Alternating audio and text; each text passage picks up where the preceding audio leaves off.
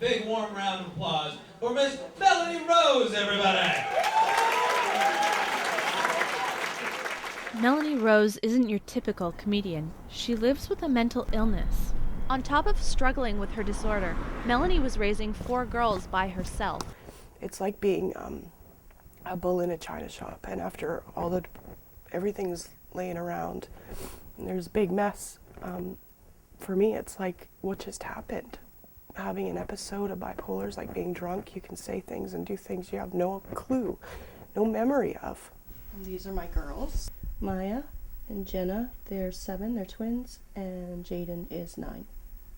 For the first time in my life, I realized I had 3 kids under 5, and I had a 13-year-old, and Brian wasn't going to come back for like 5 years, and not that he was ever really there, however, there was an illusion of that, and so I kind of snapped. Melanie has also had a difficult past. Her husband is currently serving time as a convicted bank robber. She has relinquished custody of her children to their grandparents because she knew she couldn't be the mother her kids deserved. And I was trying to think of the easiest way to kill myself.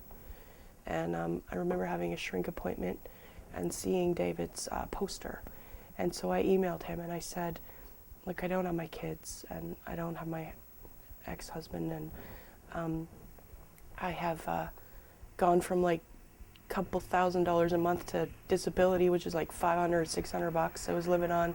And I said, but I know I'm funny, and if you don't let me in your class, I don't know what I'm gonna do. And so I got a phone call, and he said class started on Tuesday. And these are a couple of my writing pads, my journals.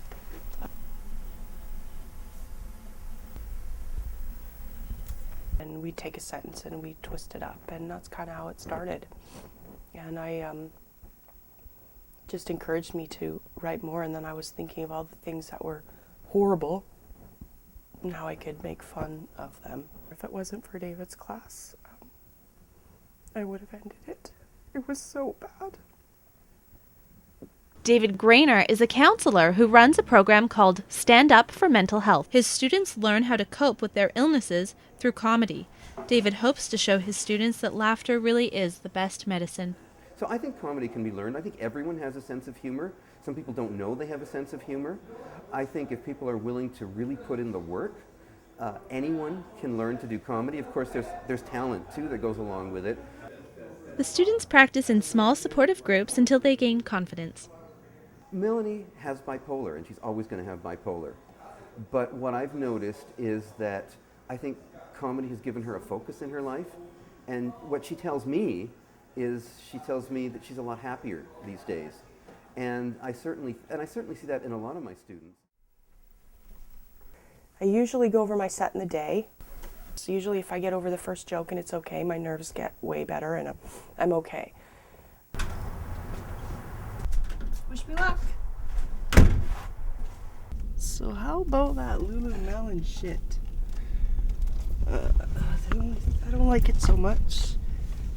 The only thing that fits me is the handbag. I think I want to open a store for giant chicks and call it Lululemon. For giant chicks and call it Lululemon.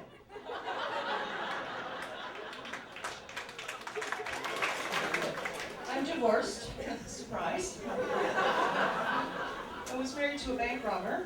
And I didn't divorce him because he was a bank robber, or a criminal. I divorced him because he was a shitty bank robber.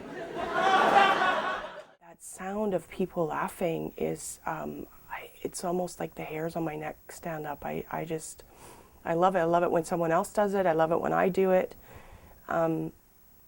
Because you know you've connected with somebody. This is my vision board. Even though Melanie has overcome a lot of obstacles, she still has hope for the future.